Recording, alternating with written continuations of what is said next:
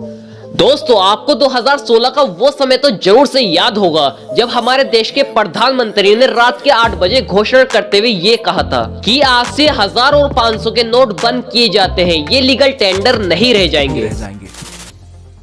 500 रुपए और 1000 रुपए के करेंसी नोट लीगल टेंडर नहीं रहे। ये खबर आते ही देश के अंदर हाहाकार समझ गया था। लोग लंबी लंबी लाइनों में लगे हुए थे अपने पैसों को बदलवाने के लिए, अपने पैसों को बचाने के लिए। कुछ लोगों की जान तक चली गई थी, शादियां रुक गई थी और इलाज तक रुक गया था और भी बहुत कुछ हुआ था। और दोस्तों, यही समय दोबारा से देखने के लिए मिल सकता है, या यूं कहे कि वो समय आ गया है। अब 2000 के नोट लीगल टेंडर नहीं रह जाएंगे। जी हाँ दोस्तों, रिजर्व बैंक 2000 के नोटों का वापस लेगा, लेकिन अभी आपको घबराने की जरूरत नहीं है। जो आपके पास 2000 के नोट है, आप उन नोटों को चला सकते हैं, वो अभी अमान्य नहीं हुए हैं। दोस्तों, जैसा कि आपको मालूम ही होगा, नवंबर 2016 में 2000 का नोट मार्केट के अंदर आया था।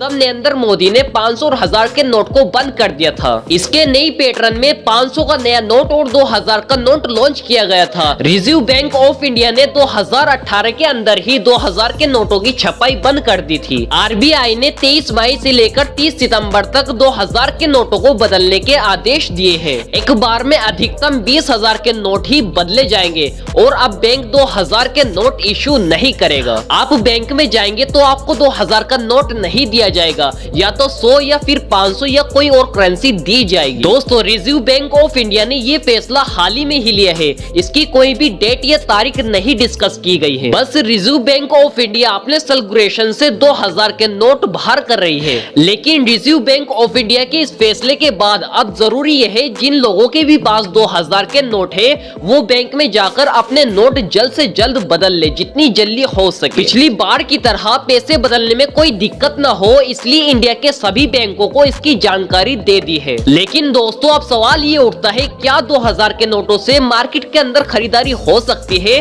क्योंकि 2000 के नोट अभी अमान्य नहीं हुए हैं। लेकिन व्यापारी 2000 के नोट लेने में कतरा सकते हैं। इससे बेहतर यही होगा कि आप 2000 के नोट बैंक से ही बदल ले, वरना पिछली बार की तरह लंबी लंबी लाइनें लगानी पड़ेगी, लोग घायल भी होंगे और लोगों की मौत भी हो सकती है। इसलिए सभी लोगों को धीरे धीरे अपने 2000 के नोट बदल लेने चाहिए, वरना जैसे जैसे सितंबर नजदीक आएगा तो सभी लोग बैंक के अंदर भीड़ जुटा लेंगे और फिर होगी दुर्घटनाएं। पर अब सवाल ये उठता है, रिजर्व बैंक ने 30 सितंबर तक तारीख फिक्स की है, तो 30 सितंबर के बाद 2000 के नोटों का क्या होगा? तो वैसे तो दोस्तों, ये तारीख आगे भी बढ़ाई जा सकती है, लेकिन आप आखिरी तारीख तक का वेट ना करें, क्योंकि अगर हमारे देश के प्रधानमंत्री ने रात के 8 बजे ये कह दिया कि 2000 के नोट अमान्य किए जाते हैं, तो आपके पास जो 2000 के नोट है, उनकी कोई वैल्यू नहीं रह जाएगी। पिछली बार की तरह इस बार भी 2000 के नोट गंगा नदी में बहते हुए नजर आएंगे। तो दोस्तों, ऐसी गलती ना करें, 2000 रुपए बहुत ज्यादा होते हैं। तो दोस्तों, अब सवाल ये है कि ये फैसला किन लोगों के लिए लागू किया गया है?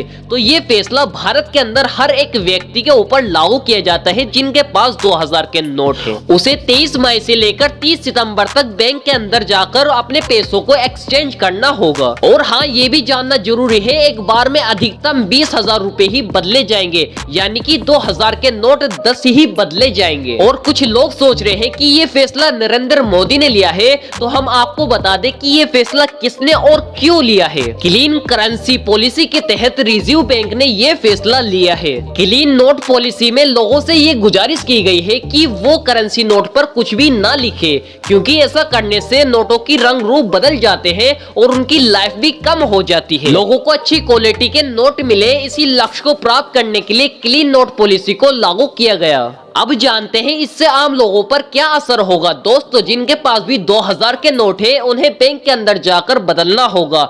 2016 में 500 और 1000 के नोट बंद कर दिए गए थे और इन्हें बदलने के लिए टाइम भी दिया गया था, लेकिन लंबी लंबी लाइन लगने के कारण लोगों को बहुत ज्यादा दिक्कत हुई थी और इस बार भी ऐसा ही देखने के लिए मिल सकता है। पर दोस्तों, अब आप ये सोच रहे होंगे, सरकार की 2016 की भूल का ये सुधार है। आरबीआई ने अपने सर्कुलेशन में बताया है 2016 के अंदर 1000 और 500 के नोट बंद करने के बाद उनकी कमी को पूरा करने के लिए 2000 के नोट छापे गए थे। जब 2000 नोटों की मात्रा बहुत ज्यादा बढ़ गई थी तो उनकी छपाई को बंद कर दिया गया। यानी कि सीधे तौर पर यह नहीं कहा जा सकता कि 2000 के नोटों को बंद करने पर सरकार की ये भूल सुधार है। अब लोग ये कहने लगे कि 2016 की नोटबंदी सरकार की भूल थी, तो ये कहना गलत होगा। चलिए दोस्तों, हम नोट के छपने और नष्ट होने तक के सफर को जानते हैं। पहले तो रिजर्व बैंक सरकार से सलाह लेती है कि कौन से नोट कितनी मात्रा में छपने हैं।